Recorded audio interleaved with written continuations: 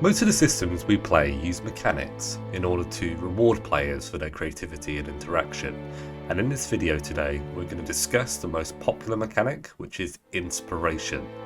And inspiration is a tool, one that we as Dungeon Masters provide our players with.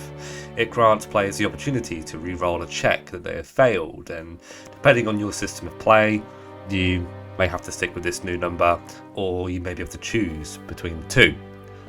It's almost like currency, inspiration that is, and you can reward your players with inspiration when you think they deserve it. I like the fact that inspiration encourages players to be creative, funny, and to kind of put effort into their roleplay. But I don't like the idea that players are only doing these things in order to gain inspiration in the first place, almost like they are fishing for it.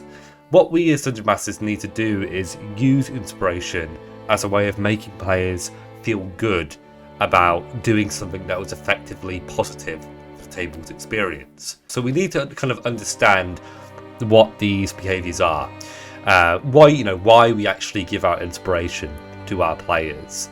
And for me, it's creative actions and combat behaviour. So if a player comes up with a cool way of killing an enemy, like grappling them and throwing them onto a big spike or something, that sounds pretty sick.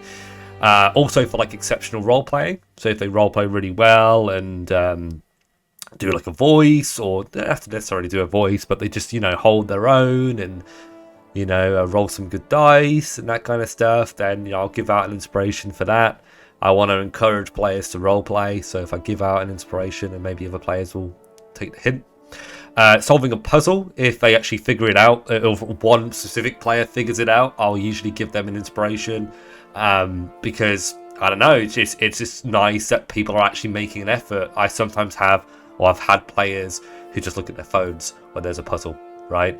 Not my IRL group at the moment, they're great. I had a puzzle a few weeks ago where there was a bunch of these like little tablets, and they had to like rearrange them in a sequence in order to unlock the door, and they were all kind of arguing with each other. It was really, really good.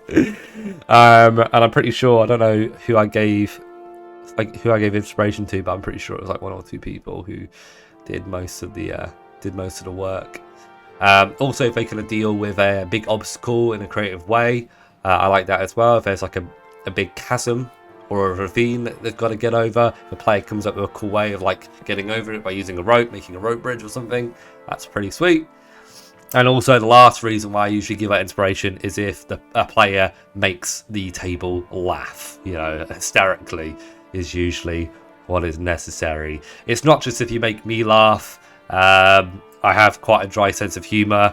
You need to make everybody laugh. Because it's that comedy and that laughter, all that fun stuff that kind of makes these games as enjoyable as they are. And there are probably a number of other ways that I give out inspiration too, but those are the main ones that I kind of want to touch on from my point of view in this video. And it's all about, as I said before, rewarding behaviour that I like to see at my table. I'm not going to reward players who waste time, who argue with me or other players, who constantly look at their phones, and so on and so forth. There are other ways to reward inspiration effectively, and I think it really depends on the type of game that you're running. I like role-playing. I like characters with depth to their behaviour. So when I see players embody their character's personality, ideals, bonds and flaws, well, I can't help but be impressed. That doesn't mean that I like long backstories. I actually loathe backstories, to be honest, because you're level 1. You shouldn't really have a story. You're a fucking peasant you're an upstart peasant who has barely started to make their way in this world. Why do you have a backstory beyond maybe a couple of sentences or maybe a paragraph about how your best friend got killed in the army, or your wife left you and ran away with the cheese merchant? I like backstories that are simple, where you've got like a genuine motive and a drive, not just coming up with new ways to be an edgelord. This is a different video. This is a different video of me talking shit about backstories, but yeah, that's my opinion, right? And I have quite a few players who disagree with me. I have A lot of subscribers who probably disagree with me too. The great thing about this hobby is I think we can have different philosophies, and it doesn't really matter because we're all trying to do the same thing, which is have a good game. You know, it's just we have a different view on, well, what that is. So let me move on before I ramble anymore and waste more time in this beautiful video that we're making today. You know, I've used inspiration in plenty of ways over the years. Obviously, we have the traditional like 5e way of doing it, where it's a reroll and you can use either number. But I've also done hero points, which is very similar system, but belongs to a kind of collective pool of points rather than a single use. So you can get like 3 inspirations or 5 inspirations, which we call hero points, and you can expend them in a similar way.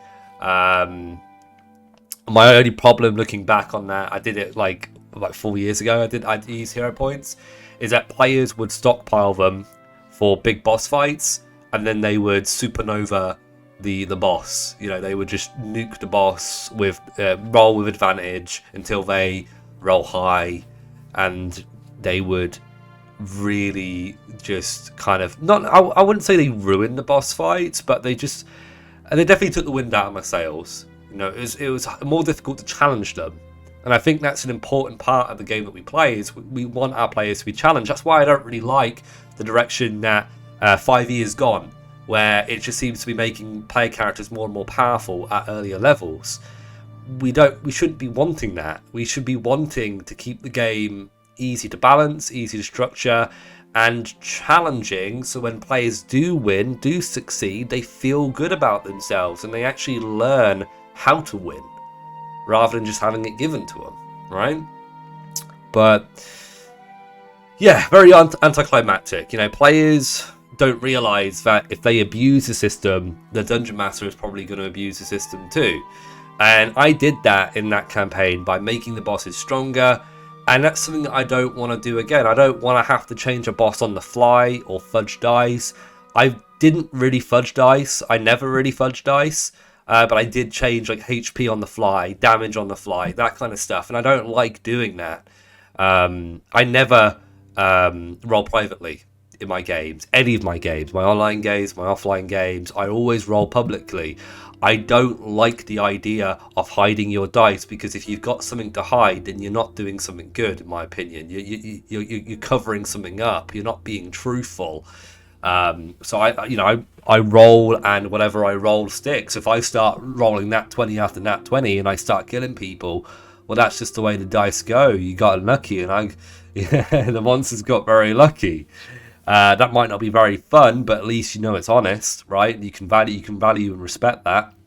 It's a memorable moment if there's a combat where this crazy ass orc chieftain becomes an absolute fucking monster and has 3 attacks that he crits every single one of them on, right? That sounds pretty cool to me.